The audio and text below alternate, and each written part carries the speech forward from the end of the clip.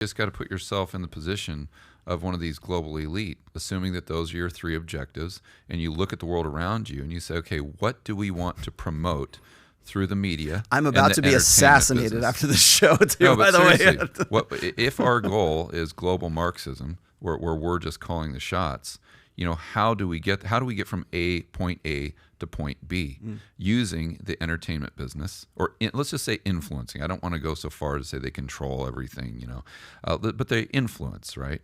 And they influence the mainstream media. So how do we influence these groups that have massive influence on society at large to help us have a higher probability, going back to that, of achieving these objectives if our objective is to have kind of a global society that's this tops-down type of approach.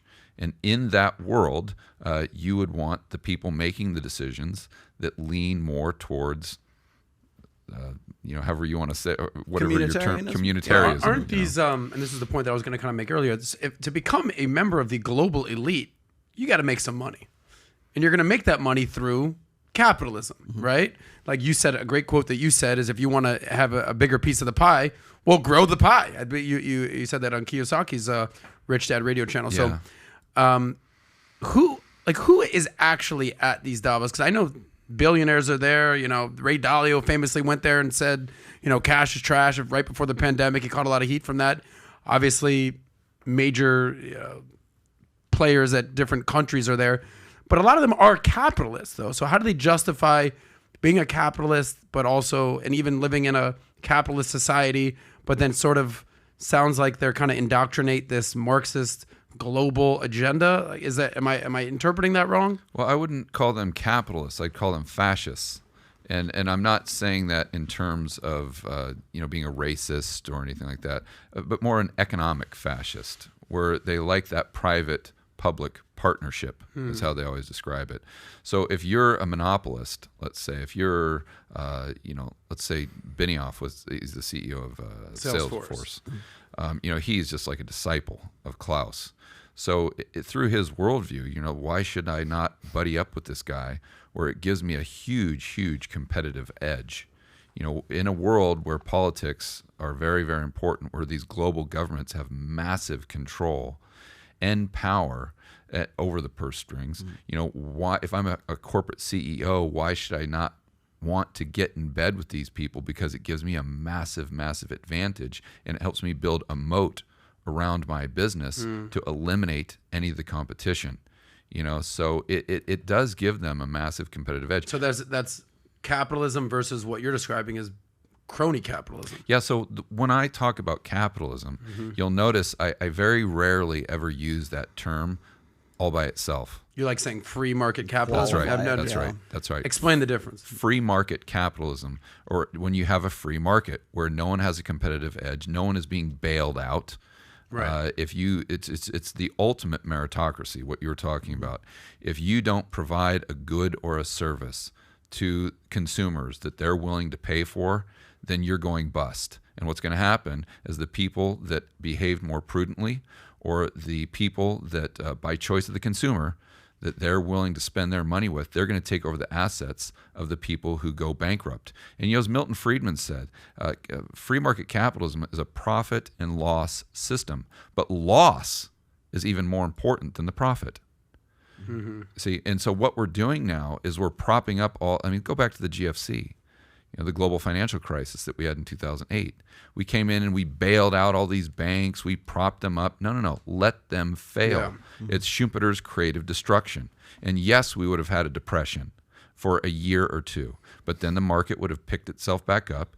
The capital and the resources would have been allocated to those who are more prudent. Of course. And the economy would have been far more fundamentally sound today.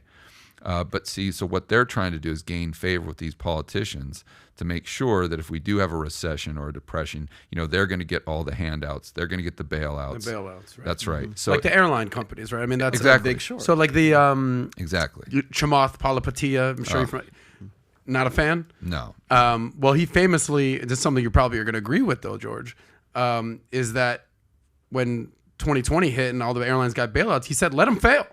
Yeah. Because sort of the premise, Pat talks about this, sort of the premise about capitalism is the freedom to succeed, but also the freedom to fail. Yeah. Like, hey, you fucked up, buddy. Yeah. See you later. Yeah, I totally agree with the them. rules. So you agree with them on that one? Well, 'cause absolutely a lot of agree the with them. airline companies prior to 2020 and 2018, 2019, after the Trump tax cuts, what they do with all the extra additional capital, they did stock buybacks, right? So they didn't have to do that. They could have, kept cash on deck or what have you. So what do you agree with on that? What do you disagree with Chamath on that? Well, I agree they should have gone bust. Absolutely. And let's take it a step further. Then what happens? So then all the airlines come in with these mandates, which were just crazy. And why were they doing that? Well, put yourself in the position of a CEO. You know that the government now can effectively shut down the entire global economy. They can just say, you know what, we're going to lock you in a cage for a year and you're going to go ahead and do it. So that was unprecedented, right? Talking about 2020. Right. So if you're a CEO of an airline and you know your business can be shut off just instantly and you just got bailed out, so now you're beholden to whatever administration is in power. So if they tell you you're going to do a mandate or you're going to do mask mandates or whatever they tell you, basically you're going to do, because you know that they could turn off the economy at any moment, create a recession due to fear, whether it's justified or not, and you know that you could need another bailout. So it gives the government this insane control, very similar to the government that you were talking about in Germany in the 1930s, to where, yes, the private sector technically owned the businesses and owned the shares, but they were heavily, heavily influenced by the government. And we're seeing that same thing play out in the United States. And I think their objective is to have that not just at a state or country level, but at a global level, where there is private ownership, but they're the puppeteer in the game. Crony capital. I like what you're saying here, George. They don't just call it capitalism, you call it free market capitalism. So if you like that clip, click right here to watch another, or if you want to watch the entire Saucecast, click right here.